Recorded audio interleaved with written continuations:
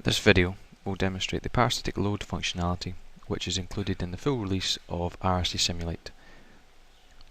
The circuit we have here represents a simple automotive electrical system, and if we examine the battery,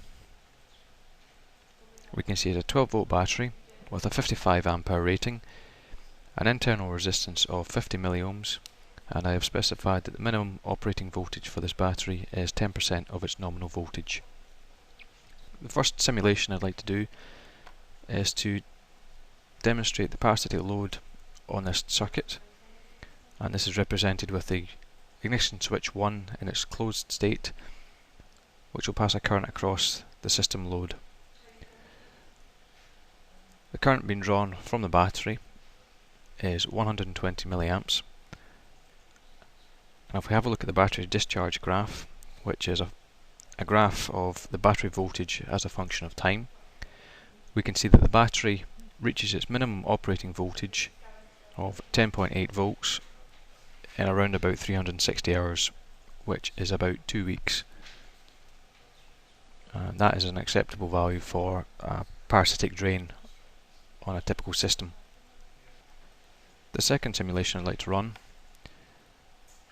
is with the electrical system in its normal operating state.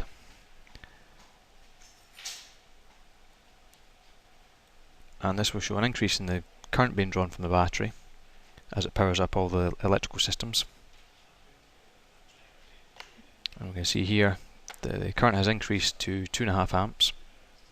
And again, if we look at the battery discharge graph, we can see it will reach its minimum operating voltage in a little under 18 hours.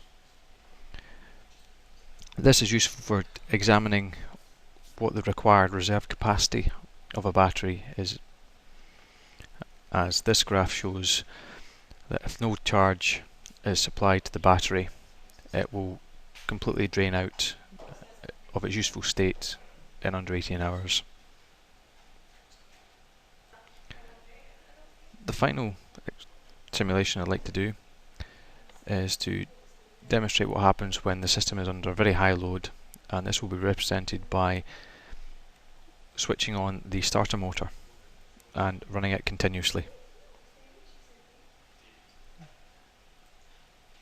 And as we can see here, the current being drawn from the battery has jumped up to 23 amps, and the discharge graph shows that the minimum operating voltage will be reached in under 2 hours.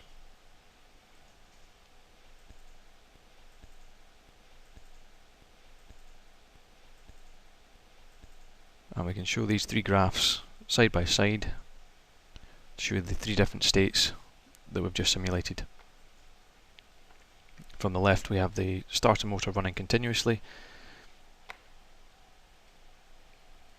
In the middle we have the reserve capacity graph, and finally on the right we have the parasitic load graph. This concludes the demonstration of the parasitic load functionality included in the full release of eSimulate.